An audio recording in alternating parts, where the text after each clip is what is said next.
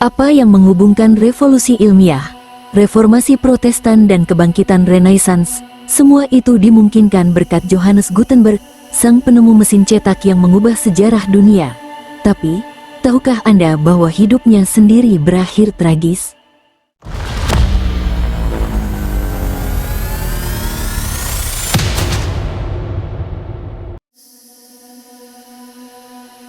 Johannes Gutenberg lahir sekitar tahun 1400 di Mainz, sebuah kota di Jerman.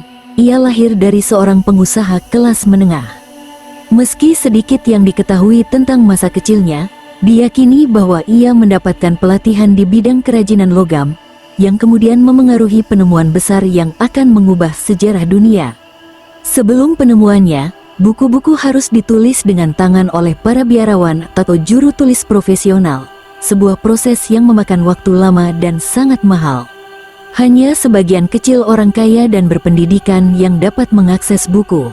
Penemuan Gutenberg memungkinkan produksi buku secara massal dengan lebih cepat dan biaya yang lebih murah, membuka jalan bagi kebangkitan literasi dan penyebaran ide-ide baru.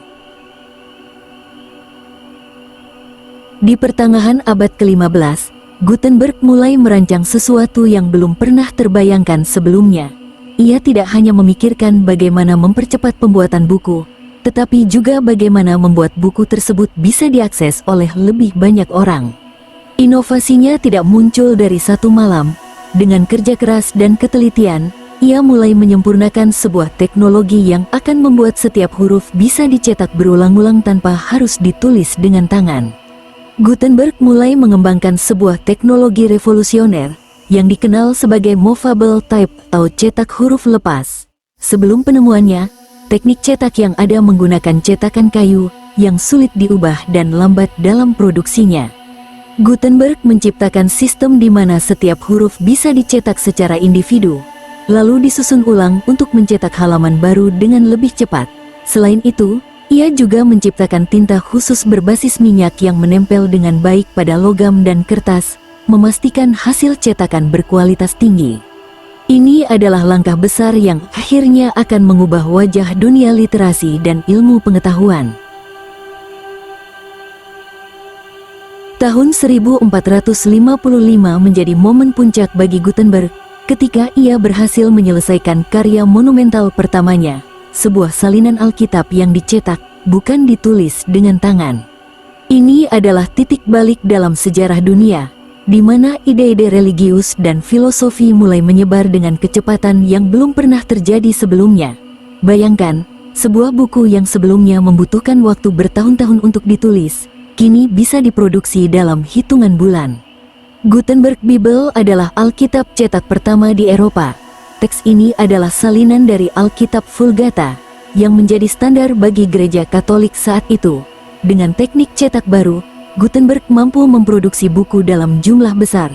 Sekitar 180 eksemplar Alkitab ini dicetak, dan beberapa masih ada hingga hari ini. Gutenberg Bible memiliki 42 baris teks di setiap halamannya, dan dicetak dengan sangat rapi, menjadi contoh utama kualitas teknologi baru ini. Keberhasilan Gutenberg dalam mencetak Alkitab membawa dampak besar tidak hanya di dunia keagamaan, tetapi juga di bidang lain seperti budaya dan ilmu pengetahuan. Penyebaran Alkitab yang lebih cepat memungkinkan lebih banyak orang untuk membaca dan mempelajari ajaran Kristen, sesuatu yang nantinya akan memicu gerakan reformasi Protestan. Dengan munculnya mesin cetak, dunia tidak lagi sama. Ide-ide baru mulai tersebar lebih cepat daripada sebelumnya. Bayangkan sebuah era di mana ilmuwan seperti Kopernikus dan Galileo bisa menyebarkan teori mereka ke ribuan orang. Di mana seniman, filsuf dan politikus bisa berbagi pemikiran mereka tanpa terikat oleh batasan waktu dan tempat. Itulah yang dimungkinkan oleh penemuan Gutenberg.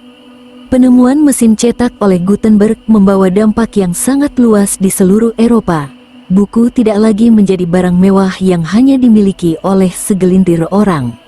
Ini mempercepat penyebaran ide-ide yang memicu Renaissance, kebangkitan seni dan ilmu pengetahuan yang membawa dunia keluar dari zaman kegelapan. Para pemikir seperti Leonardo da Vinci, Michelangelo dan Galileo dapat berbagi gagasan mereka dengan lebih luas. Selain itu, mesin cetak juga memiliki pengaruh besar dalam dunia politik.